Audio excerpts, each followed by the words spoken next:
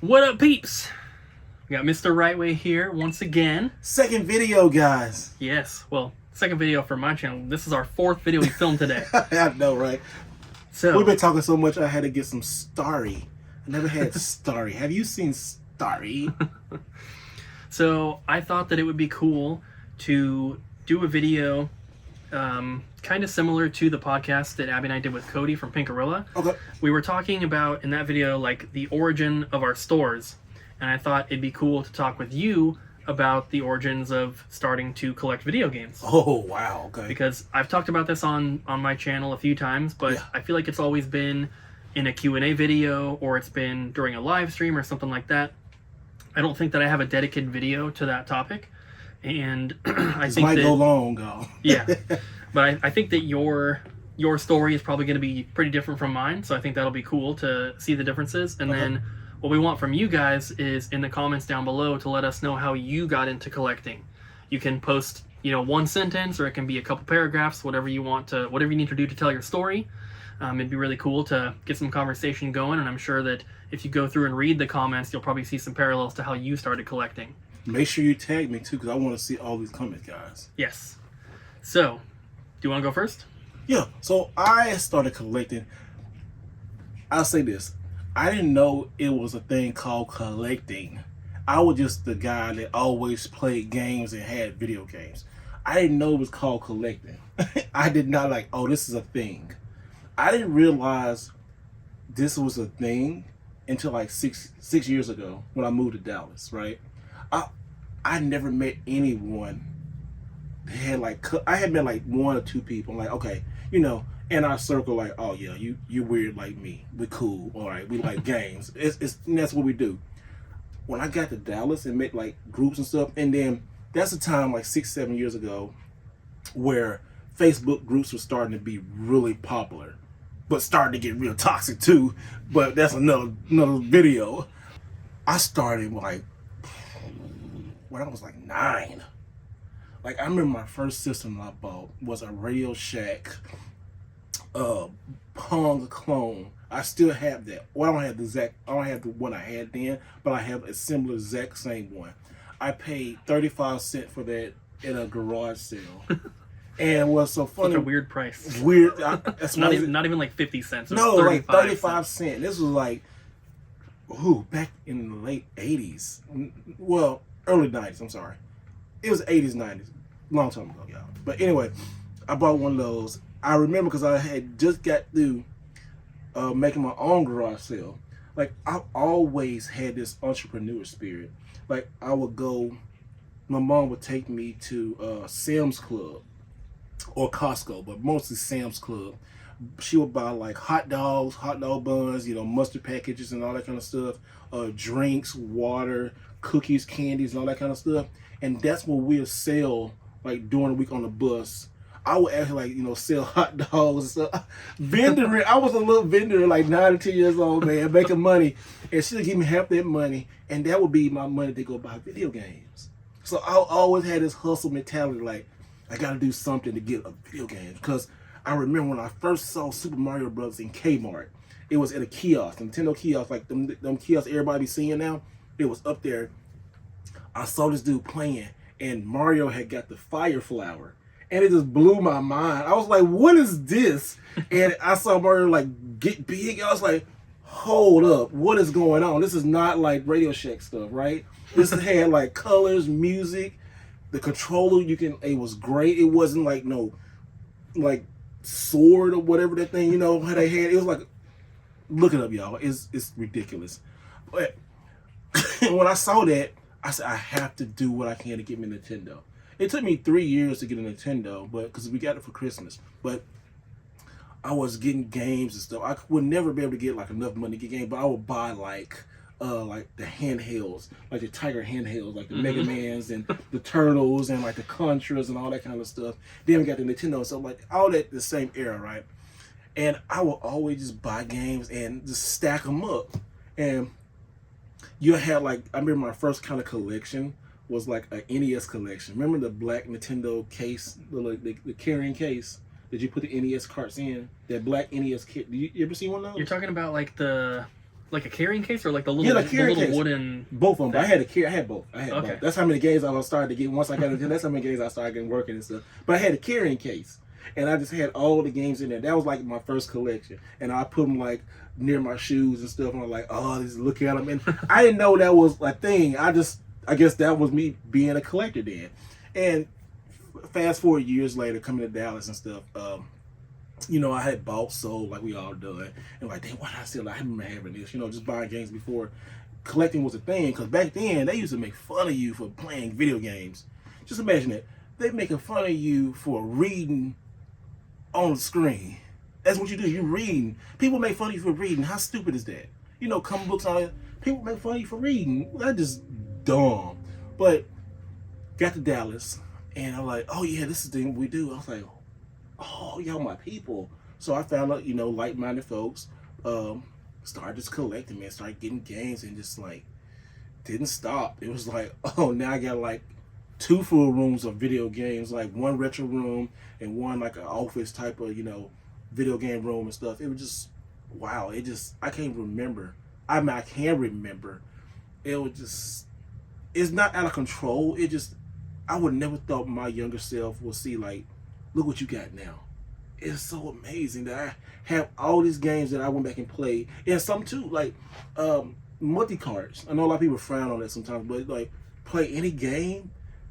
I mean, our cell phone right here. You know, going to Radio Shack, this is like 15 items in Radio Shack right here. I sound old saying that, but oh my goodness, it feels so good. And now, whenever I see a game like, you know, Nintendo, Super Nintendo, PlayStation, stuff like that, I remember getting, you know, just getting those games, but it was never really a thing.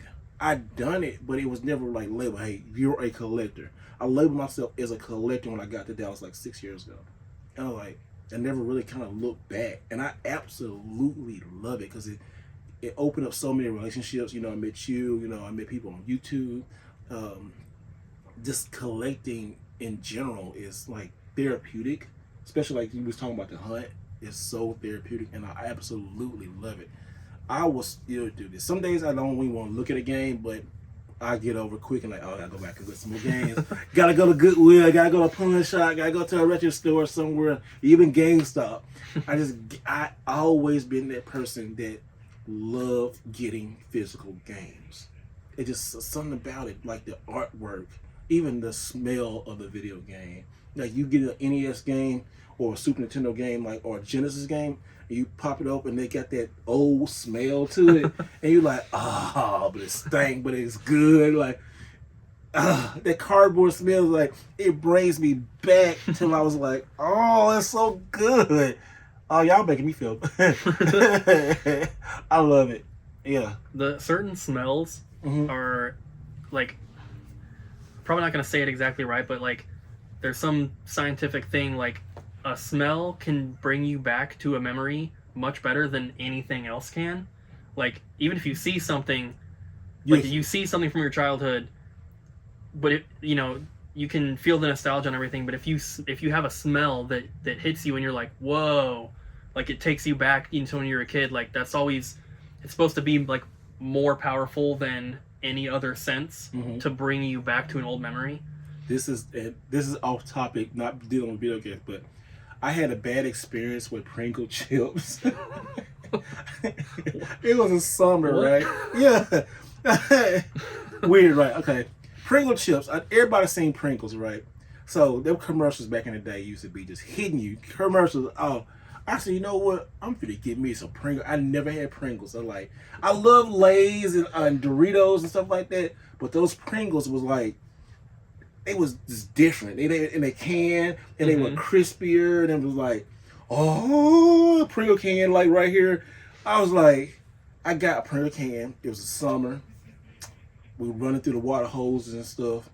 I ate a whole can of Pringles, bro. I ate them joints, and I got sick. I was throwing up everywhere. I was like, I smelled that throw up in that Pringle chips. I never to this day eat Pringle chips no more. Dang. I don't. I ruined myself because I was being greedy. But yeah, the Pringle chips.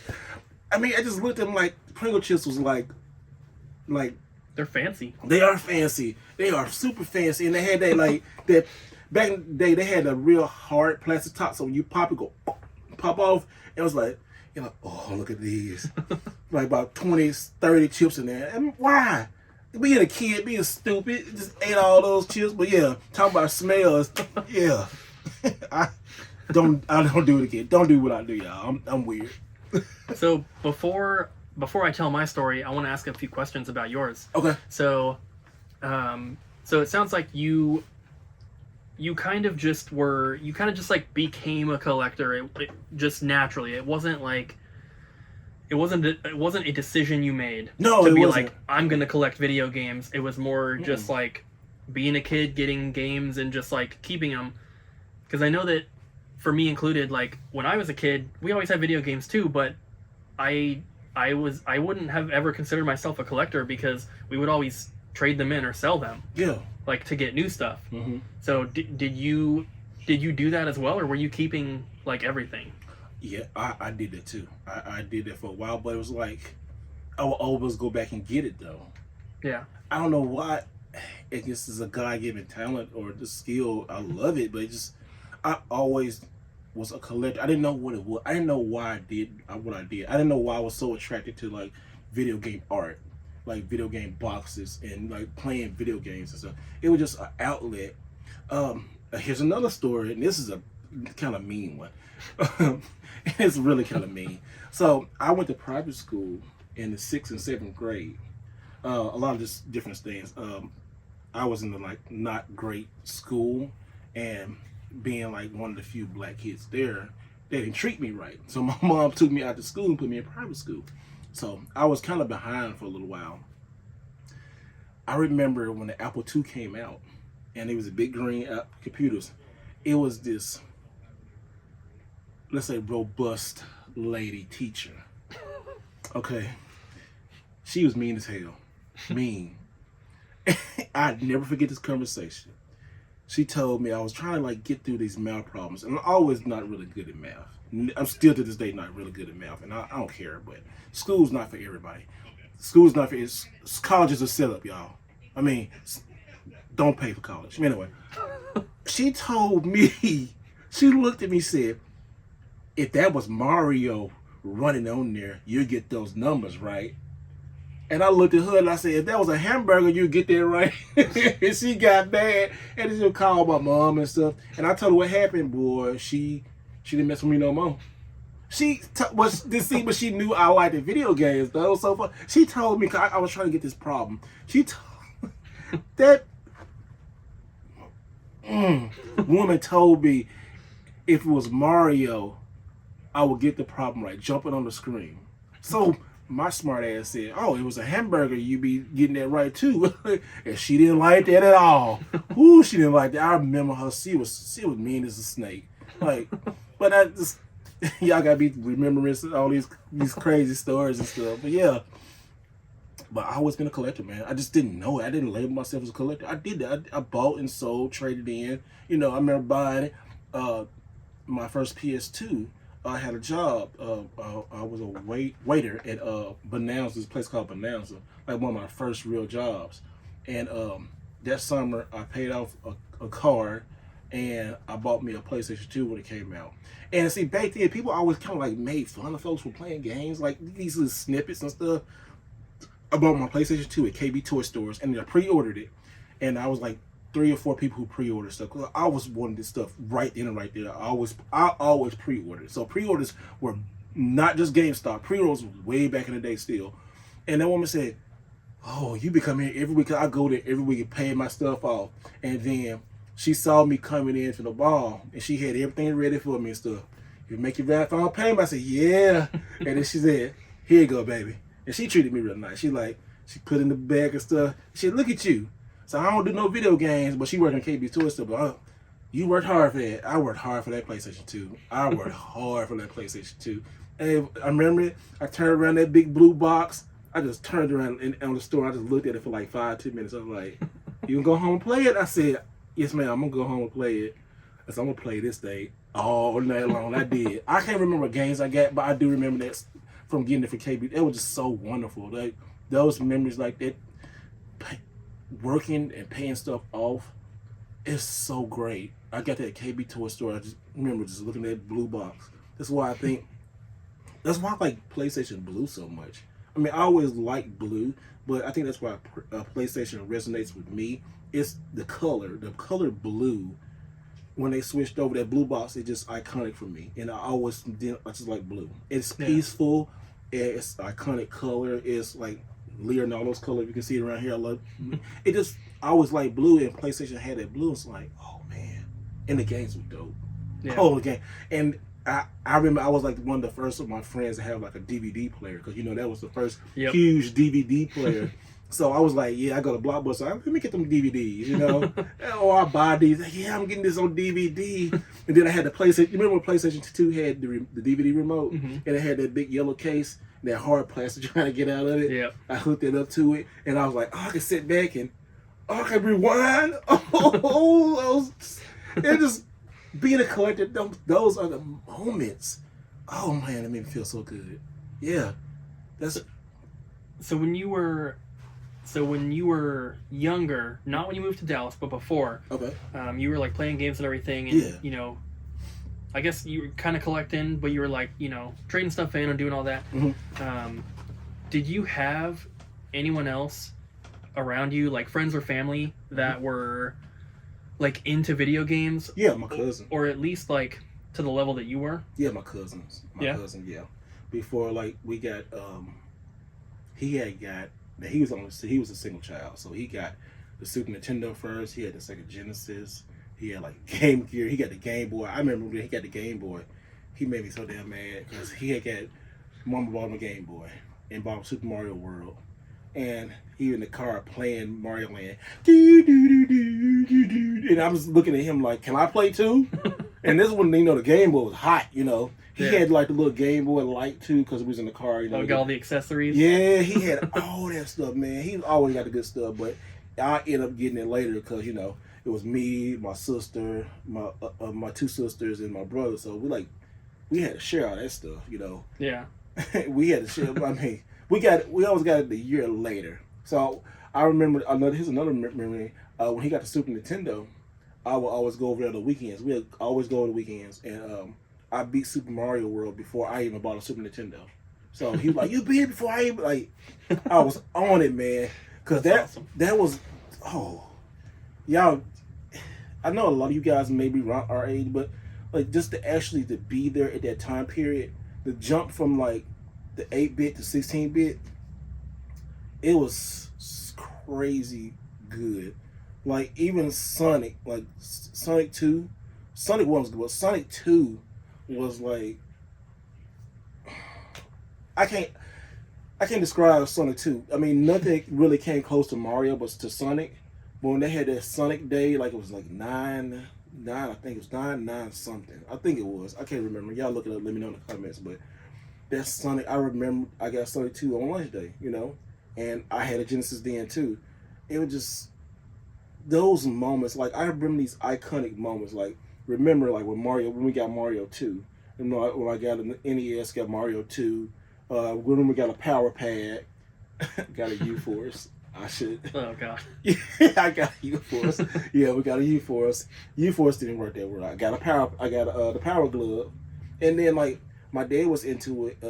He started getting he liked Top Gun, and so we was always. That's how kind of I can play during school hours. Is trying to help him with Top Gun. Yeah. And then he get tired of it, and I switch it out the games and stuff. So. This is the thing my parents did. If we play too much Nintendo, right, they'll come and put their hand on top of it and see how hot it is, and know that That's how they tell. Yeah, they tell you. You've been playing too long. You played too. Oh, y'all played with Nintendo because Nintendo, it was in the front room, right? So we had kind of sneak and play it, doing we had our brother and sister, right? One would take turns playing, and then one would be looking out, wait for the parents come. So when unplug it, and then here they come down the street, unplug it, and then wrap the cord up, put it up and go. But then they start putting their hand on it, and they knew that we played. It was hot. We got in trouble. We got to take it away for a week or so. We had to sneak and play Nintendo. Oh, those the memories, man. Just Sonic 2 and oh man, you got me just reminiscing on the good stuff. Hey, yeah, I ain't thought about these memories in a while. It was good. It was great. That's super cool. So like, so your dad would play a little bit sometimes. Yeah, Top Gun. He used to hate trying to refill the plane. Yeah. And then landing, we couldn't land that plane worth shit. Always crash. Yep. It still go to the next level, but we did. He did. I remember that day. He did land. He just had a good day. He landed and refueled. I was like, oh snap! He was on cloud nine on that one, because if y'all play Top Gun, it's hard to land. I mean, you could probably read it now and find out how to land, but back then you didn't have it was no guide to tell you how to freaking land in Top Gun. That was so hard, and then trying to fly and refuel your jet, it was hard. But it was a good game though. He didn't like second mission, but Top Gun 1, we had so many memories with Top Gun 1. Top Gun was good. Top Gun was really good. It was awesome. really good. So for me, I guess I'll tell my story, then you can ask questions too. Okay. So I grew up, I guess, kind of how you did. Like we always had video games and stuff. Mm-hmm. The first console that I remember really playing wasn't mine. It was I had a friend who lived a couple houses down from my parents, and she had an older brother, and I was probably 6, 7, 8 years old. Okay. But her brother was 15, 16, Okay. and he had an NES with 50 games. And you say that now, and we're like, "What the games they have?" yeah, I just remember specifically playing a lot of Mario 3 and Excite Bike. And Excite Bike was always my favorite one. Just being able to build your course. Oh, that was good, yeah. way ahead of its time. I forgot to add, the first couple years of the NES, we had a black and white TV. Oh yeah? My grandma had a color TV. Dang. So when I take it over there, she would fuss and fight. I couldn't hook it up to after her stories come on. General Hospital. That's how long it's been going on. General Hospital. All those stories on ABC. She called them the stories. So I know it. In the South, she called, "Don't turn my stories off." And General Hospital, whatever they call that. But so she thought the Nintendo would blow up her color TV.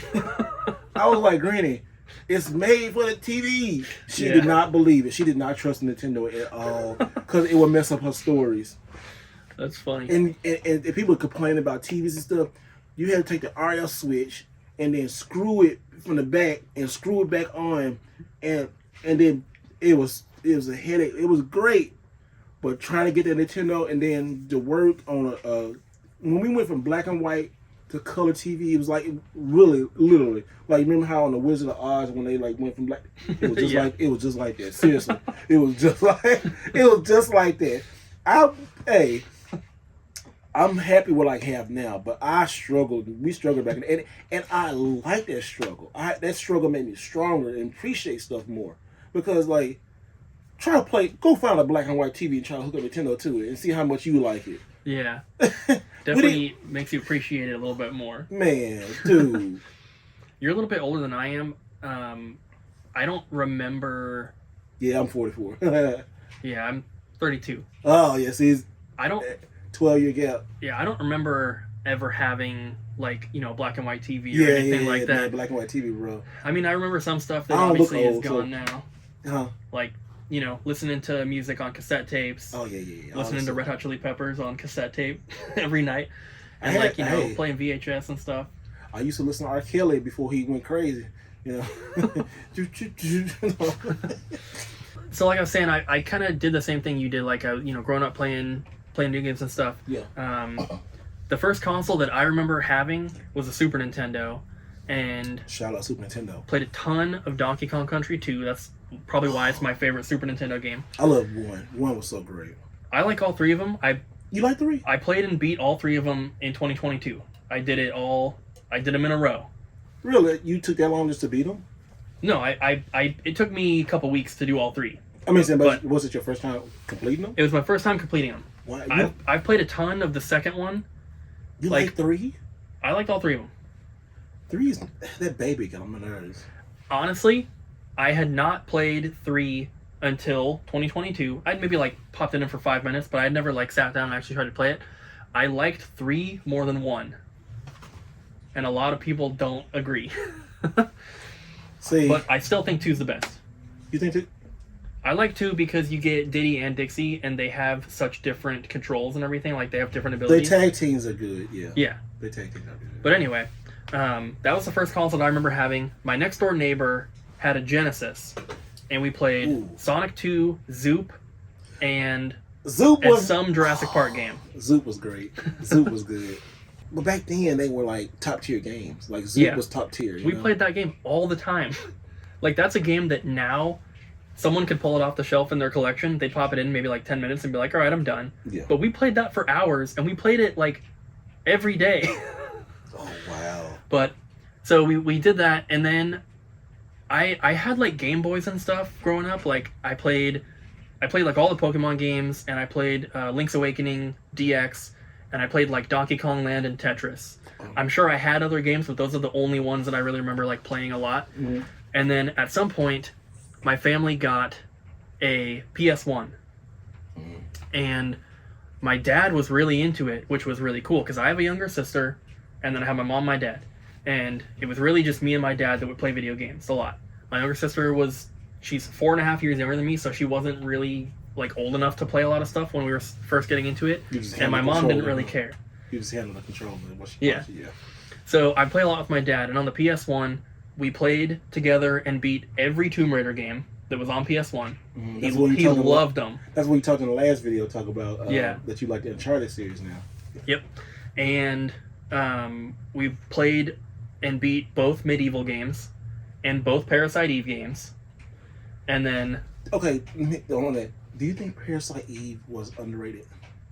people don't really talk about it very much, They so I don't. guess maybe. Because it seemed like it got overshadowed by by Resident Evil. Yeah. Because it was SquareSoft's version of Resident Evil, but I think it was actually pretty good though. From what I can remember, The first it was one. pretty cool. I think that I mostly just watched my dad play it. Okay. I've never gone back to it or anything, but I'm not really into like horror games anyway. Oh, okay. But I'm not either, but those I remember. Yeah. The era that came out was like, oh, that was great. yeah. We also played a ton of Road Rash 3D, and then all the Tony Hawk games. Oh. And then I played Final Fantasy VII as well. Oh. Those were like all the PS1 games that we played. There was probably others. We played the first Spyro the Dragon a lot. That was. And then I had a bunch of those Pizza Hut demos. I love those. And I still got a lot of those. I would play the Ape Escape demo over and over and over and over. And you could get to level 2 and then it would cut off. Cut off, yeah. Because that was the first game that you used dual analog sticks. Yeah. So, randomly one day, my dad came home from work, and my dad's had like a ton of jobs over the years, but for most of his work, he was a maintenance man at apartment complexes. So he, a lot of times, would be the first person to go in to clean out an apartment when people move out. And people would move out in the middle of the night, skip out on rent, leave a bunch of stuff behind. So he's one of the first people in there, and basically their policy is to just throw everything away. So employees could take whatever they want. So my dad would come home almost every single day with toys, Pokemon cards, video games, something. And so that was like a huge perk to his job because he had 2 kids. And I don't have to buy Christmas presents. he came home and like every day it was like Pokemon cards, like every single day. But he came home one day, and this was completely random. I don't think he found it in an apartment. I think he bought it from one of his coworkers, but he came home and he's like, ba-bam! And he had a Nintendo 64 in the box. It was a Toys R Us version that came with an extra controller, and it was a gold controller. And then he had both launch titles, Mario and Pilot Wings. Those were the only 2 launch titles in North America for that console. He had both of them. But this wasn't like right when it came out, because we immediately went to the store and bought other games. Okay. And it took like a couple weeks for other games to come out. Mm-hmm. So it was early, but it wasn't like, the weekend that it came out or anything like that. But we played Pilot Wings for like 20 minutes, and I was like, it's okay. Mm-hmm. And then we popped in Mario 64, and now that's my number 1 favorite game of all time. I've beaten it probably 100 times. But it's all. Would you say that's a perfect game? To me, it is. I think a lot of people 99%. There's some camera issues. Okay, yeah, I would say it's a 90, but like that and Zelda probably Ocarina of Time is probably yeah. Mario 64 is a 1-in-1. it is so good. It is good. And I was at the perfect age when we got that console and that game. I think I must have been 8 years old. I got mine towards us, like I said, but not the lunch edition. Yeah. I didn't get that. Did you buy games at Toys R Us? Not very often. We went to Game Crazy. Okay, because see, their system is still pretty. And if you can find the like sleeves, like they used to have like the section. I don't know, maybe they can find it when they do this video, but they have this section of Toys R Us games. It'd be over there with the big cars and stuff. It's always over there with the big cars and bikes. You go get these sleeves, pull them out, and take it to a window, and they exchange you for a game. That's when you buy it. It was like, but the sleeves had the artwork of the video game on there. Mm-hmm. Now you see these sleeves selling on eBay, not for a lot, but people do buy those. Mm-hmm. And it was just a good system. And then they had set up the Super Nintendo, the 64, like 2 months before it came out. Mm-hmm. So every day I was there playing it. They knew me by name. I always had a thing paid off, and I had that thing paid off in a month. I was like, I'm getting the Super Nintendo. Nintendo 64, I'm getting it. I'm getting it. Yeah. It's good. It was good. Like I said, I guess I always been a collector type. I never labeled myself as a collector. Yeah. And I guess that I was kind of in that same boat because, not a lot of the video game stuff was mine personally. Mm-hmm. Up until that point, it was kind of like the family's. Yeah. So everything was always set up in the living room. Yep. And everything was always, kept there. But the thing is, and this is why I wouldn't have, called myself a collector back then, even if I knew what it was because when we got the N64, we took our PS1 and all the PS1 games to Game Crazy and traded them in and got N64 games. And we would do that every time we got a new console. But I still think you can be a collector doing that. I think collectors today do that. Even I still do that. Like, one of my biggest things, and this is a big tip, is that if you see something that's super expensive, trade what you can. Trade what you know you can buy back easy. And get that one rare item. Like I did for the Barbie Grooming Glam Pups on the 3D. I did a video on that. By doing this video, I should already completed the Nintendo 3DS North American set. The number one game everybody tries to get is Barbie Grooming Glam Pups. I have a sealed version, about $5,000. I traded in like $5,800 worth of product, like GameCube, PlayStation, box games, stuff like that. But the games I traded in, I can easily get back. Yeah. Games like that don't pop up. You should know. Like, games like that don't pop up. That's like you have a chance to buy like the manual for Clay Fighter 64. That don't pop up ever, hardly. Yeah. And people need that. People want that. Yep. Yeah, I guess I would categorize it based, I would say that you can trade stuff in and still be a collector, but I guess in my mind it would be like, what are you trading in for? Yeah, what are you trading for? Because in your case, you were trading stuff to get this super rare game that you need to complete a collection. But in my case, when I was a kid, we were just trading in stuff because we wanted something else. And you know what? I didn't think of myself as a collector. You know what I mean? I don't think collecting was a thing, though. It wasn't a thing. I think in the last... Maybe not for video games. No, I think since 2000, I say when I started hearing about collectors, it's about 2010, 2013 era. Like the YouTube era, when YouTube first started and people started putting stuff online. That's when I think I heard like collectors, because nobody was going for that stuff. We'll get to that in my story, but I was collecting before that. Okay. So yeah, we took in the PS1 and everything, and then got N64 stuff. For some reason, we would shop at Game Crazy, which was attached to Hollywood Video, but we never went to Hollywood Video. We went to Blockbuster. So we would go to Game Crazy, we would purchase our games and stuff there, but we would rent games from Blockbuster all the time. Yeah. And this is probably why the N64 is I consider it my favorite console, is because I was the perfect age for that. But also we ended up getting Banjo-Kazooie and Ocarina of Time and Pokemon Stadium and all these awesome games. The best games for the console are all the games that I played when I was a kid. I would also borrow games from my friends, so I played Mario Party and GoldenEye and Pokemon Snap, and like Mischief Makers and Snowboard Kids, like all these awesome games.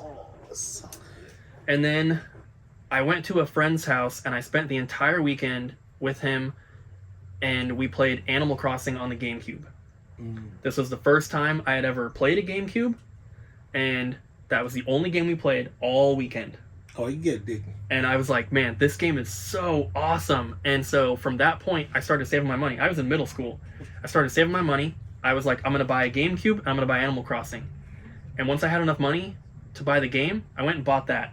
I didn't even have the console yet. You just bought the game first. I bought the game because I knew I was going to get it anyway. And then I waited like another month and a half or 2 months or something.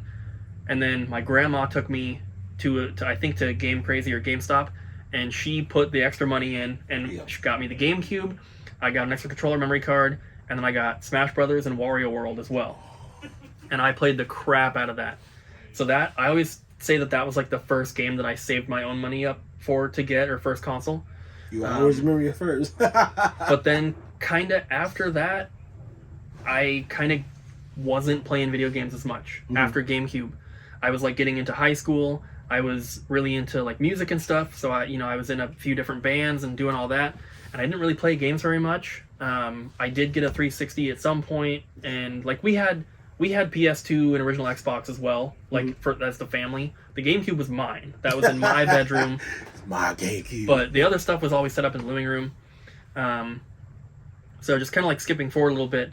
When I was, I believe, a junior in high school, I was cleaning up my room one day, and I had this weird bed frame where like the opening underneath the bed was maybe like this between the bed and the floor, but then underneath it was a lot bigger.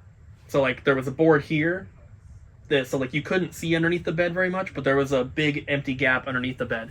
So being a teenager, a bunch of crap just ended up underneath the bed. That was the easiest way to clean the room sometimes. And so I was doing like an actual cleaning of the room, and I was cleaning out underneath that bed, and I have no idea where it came from, but I found a Sega Genesis Model 2 console. I had no controllers, no cables, no games. I just had the console.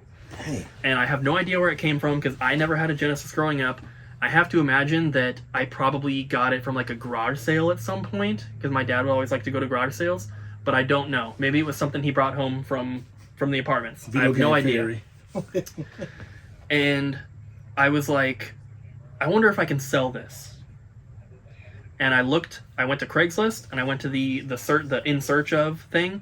I typed in video games, and I saw a place that was like buying all video games, Nintendo, Sega, PlayStation, whatever. And I called them, and it was like a pawn shop that was in Portland, but it was like a half pawn shop, half video game store. Okay. And they came to my parents' house and picked it up and gave me cash. And it was only like $5, but this was probably 2007. They wasted gas just to get this. Well, y'all can't say that because you know what? We do the same thing now. But this was like 2007. Yeah. And I was a junior in high school, and I was like I sold that Genesis, and I was like, man, could I make money selling video games? And I'm not kidding. Like, I bought and sold video games before I was a collector.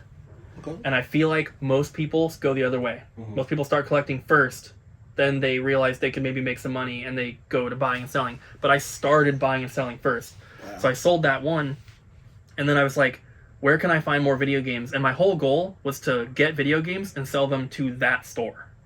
I never thought to sell them myself or anything else. You do want to work for them. They were willing to drive to my house and pick it up and pay cash. And I was in high school. I didn't have a license or a car. Yeah. So I was riding my bike and taking the bus and I was like, where can I get video games? Goodwill. So 2007, I started going to Goodwills looking for video games. And like, for a lot of collectors that are on YouTube now, that's really early. I bet you got some good stuff. Oh yeah. But that was so early. I was doing that. Okay. I was going around to Goodwills, I was finding stuff, and this is back when like every Goodwill you went into, there'd be a stack of 15 GameCubes. There would be like 40 Atari 2600 cartridges at every Goodwill, and no one bought them. And they were $1 a piece. He said 15 GameCubes, bro. That's how it was. And I would find Super Nintendo and 64 GameCube like every single time. But this is back when, like, you know, I would pay like $2 for an N64 Donkey Kong 64, and then I would sell it to that store for like $7, and then they would probably sell it for 15, you know. But I started doing that, and then at some point I was like, man, I wonder if anyone else is doing this. Yeah. And I went to YouTube, which was still pretty new at the time. Mm-hmm.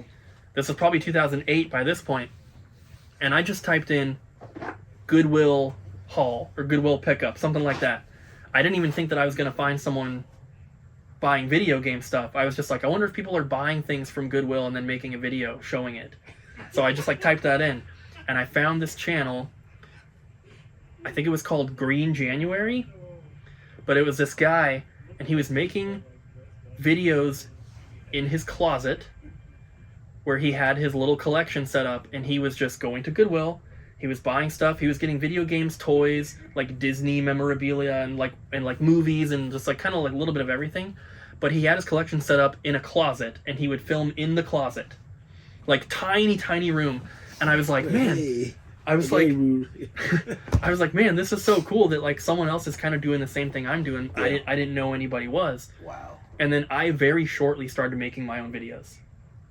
I think I uploaded my first like pickup video in 2010. Is that video still on YouTube? It is. That's what the guy said. He probably said follow you right now. He said you didn't have no beard. So what's kind of funny is that I had uploaded videos to this channel before that, but I deleted them because they weren't video game related. Oh. So I had like some music videos. I had like some videos of me like playing drums and like doing vocals and stuff. I think we all did that. Just trying to figure out what we're going to do. Yeah. But once I was like, I'm going to collect video games and this is going to be what my channel's about, I deleted all the other videos. And unfortunately, they're gone. Like, oh man, some of the vocal videos are up on a different channel. It's like Sit Cooper 2 or something. But I don't even have the login. I can't do anything with that. But anyway, so I started like buying and selling, and then once I saw his videos where he was collecting, that's what got me to collect. Because I was buying and selling, and I had no thought to ever keep anything.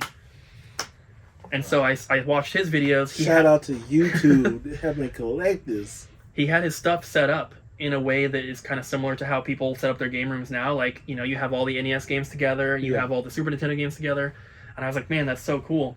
He was the first wall. You know, like back in the day, like they always mess with like every game YouTube got a wall of video games standing in front, and that's what you know. That was a template. That was and still some of the template. You know, standing behind. Hey, look at all my games back here.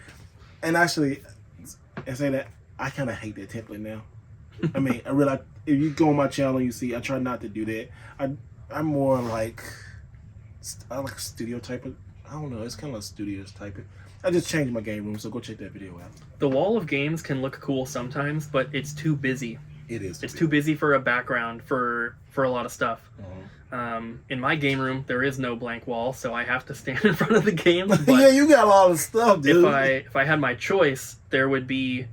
I would have the background set up really nicely with like a couple framed posters and maybe like something like that. But the wall of games is very busy looking, especially old YouTube where everyone had a potato for a camera and like you can't see anything and it's just like blurry mush. But no light. Yeah, and in my parents' basement because that's where my bedroom was, so that's where my game room was. You got the. But it was okay because I was still in high school. Hey, you say you're living in your mama's basement. You're doing the game. Like I did. Hey, and then rent free. I ain't gonna say I can go back to my mom's basement like that, but I mean, real life paying mortgages and rent. Man, yeah, nobody wants that. Nobody wants it no more. But that's how I got into collecting, and I always think it's funny because like I have the store now, and most people I think they start with collecting first, then they start to get into reselling a little bit. Yeah. But I was the opposite. I started reselling first, and then realized he was a filthy reseller. That's back when always back. That's back when like that was a big thing. Really? Like I heard about that. I went on YouTube doing games back then, but yeah, it was like, and there's still some people that are kind of like that, but it was just it was always weird to me that like somehow buying and selling games makes you a bad person. And obviously there's good and bad people. Some of those bad people could be resellers. Yeah. It all just depends on how you treat people and how you conduct business and everything. I would like to think that since I've been able to build the business up to what it is now with the store and, 5 employees on our website and our YouTube channel, I would like to think that people don't Congratulations, think you, of man. me as that bad type of reseller. No. Because the people that were like that, the people that were bad resellers, they're not doing this anymore. No, they'll weed themselves out. Yeah, they've burned all their bridges. They've screwed people over. They've done terrible things, or whatever it is. They're not doing this anymore. No, Not that there aren't bad resellers now, but the ones that were doing it 10 years ago are not still doing it. I heard about them. Yeah, but yeah, that's kind of how I got into everything. I'm not going to go into the whole opening the store because I've already talked about that in other videos, but it was all just a progression, and everything just slowly building up. That's why I've had the channel for over a decade. That's why I've been collecting since 2008 ish, and everything takes time. It does. Like, I have a big collection, and a lot of people think that like I'm rich or something. No, you just don't sell nothing. You get Like, about it all I back have in. the store, obviously, which helps a lot with getting stuff for the collection, but You're like, oh, I take this for my collection. I am by no means rich. I never have been. My parents have been poor basically their entire lives. If you was rich, what would you buy yourself? If I was rich, game wise, yeah, you like 20s is 200,000. I get the easy answer out of the way. Like, I would buy a house with a big enough game room Okay. first. So let's say I already have that. Yeah. Let's say I have unlimited space for my collection. I would buy the stuff that I would never want to spend the money on, which for me would be complete in box stadium events, Nintendo World Championship, stuff like that, where like, since I go for complete collections and I want to get every game, every box, every manual, eventually in my life, if I get to the point, I will have to get a complete in box stadium events to finish that library, but I would never spend the money unless I was super rich. So if I win the lottery or something, I'm buying a complete stadium events. Yeah. But if that doesn't happen and I don't get rich, somehow, I'm probably never going to have one. I would buy a complete. These are 2 libraries I'll buy, but it's one library. Well, it's one system. I buy a complete, if I can find it, Neo Geo AES collection, American and Japanese, both of them, and just sit there and like, look at that, like 500. That's like I'm close to $1 million. Well, it wasn't close, but it'd be like. It probably would be close. I don't know. It probably would be close to $1 million. Probably like 500,000. The problem is you probably wouldn't be able to find a lot of the games. No, you had to fight somebody like die. That's the thing with Neo Geo. this is kind of a little tangent, but like a complete in box stadium events, if I put it out there and if because the last one sold for like 46,000, I was in the room. It was at the PRGE auction. I saw that. Yeah. So if I post it up and I was like, I'll pay 60,000 for complete in box stadium events, I bet you somebody would be like, hey, I'll sell you mine. Or there's a price, right? Yeah. But if you were like, I want to buy a complete Neo Geo collection, here's $5 million, you still might not find anyone that has that. No, you won't. Because some of that stuff is so incredibly rare that it's like, even if you have the money to buy it, that doesn't matter because you can't find it. No, you can't find it. It's hard. Neo Geo is definitely hard. That's why I stopped collecting for it. And expensive. Yeah. Super expensive. I guess my other real answer, if I just like won the lottery tomorrow, I would do a nationwide road trip going to every game store.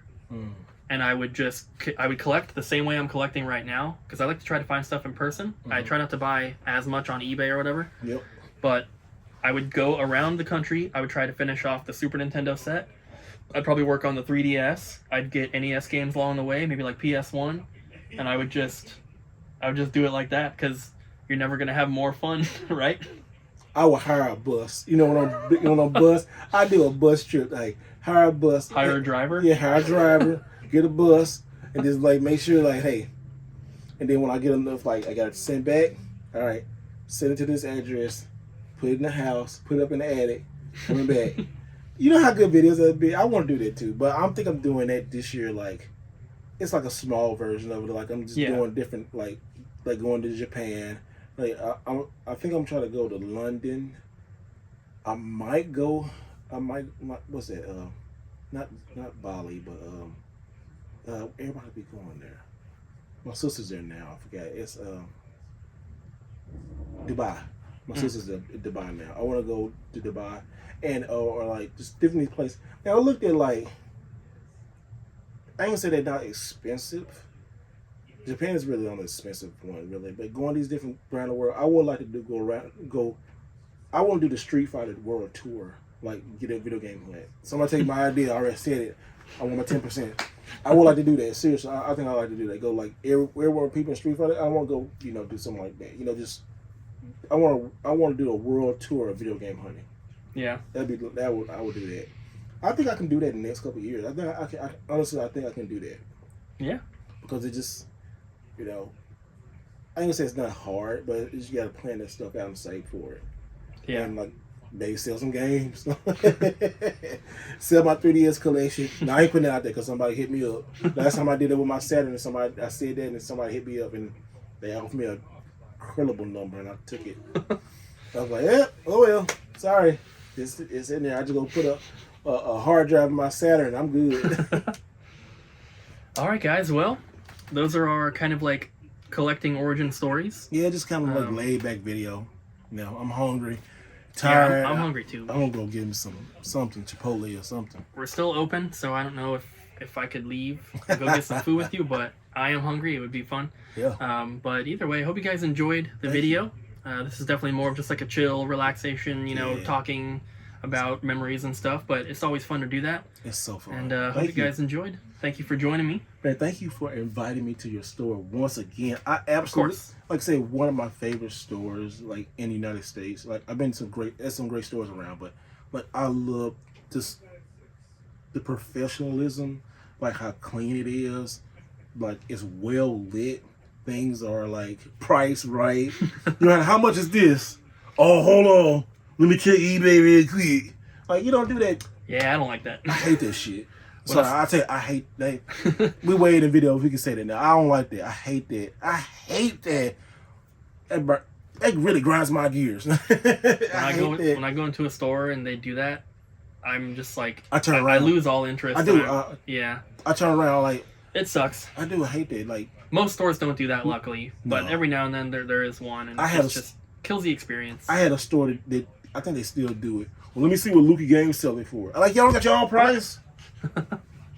It'd be pissing me off. Anyway, I don't say. But, that's another video. Yeah, but thank you guys. I am Mr. Wright Way. You can catch me on YouTube on Mr. Wright Way. You go there, you find all of my socials, and like I said, always do it the right way. And thank you so much. Thank you. Yeah. Thank you. It's been fun. Definitely make sure you guys go check out his channel. There, of course, will be a link down below. I'm trying to get to 100,000 subscribers too, y'all. So y'all sub to your boy. Yes, definitely make sure you check him out if you enjoy game hunting and all sorts of different stuff that has to do with video games and collecting and all that. Then if you like our channel, you'll like his. So make sure you go check him out. Thanks for joining me once again. Thank you guys for watching, and we'll see you in the next one. See you later, peeps.